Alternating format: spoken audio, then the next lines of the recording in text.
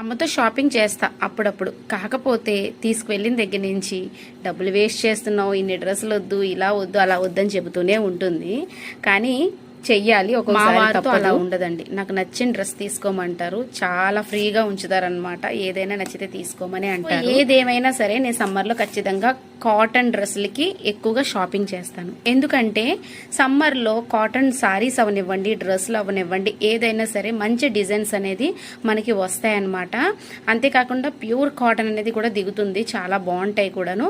అందుకోసమే సమ్మర్లో కాటన్ డ్రెస్సులకి నేను ఎక్కువ ఇంపార్టెంట్ ఇస్తాను. ఇక్కడ తీసుకున్న 3 డ్రెస్సులు కూడా అమ్మే సెలెక్ట్ చేసిందనమాట. నేను మెటీరియల్ తీసుకుందాం అనుకున్నాను, కాదు ఇవి ఇలా బాగుంటాయని చెప్పేసి అని తీసుకున్నారు. ఫ్యాంట్స్ అయితే రాలేదు, కానీ టాపుని చున్నీ వచ్చాయన్నమాట. కలర్ ఏంటి, కాటన్ ఏంటి, చాలా బాగున్నాయి.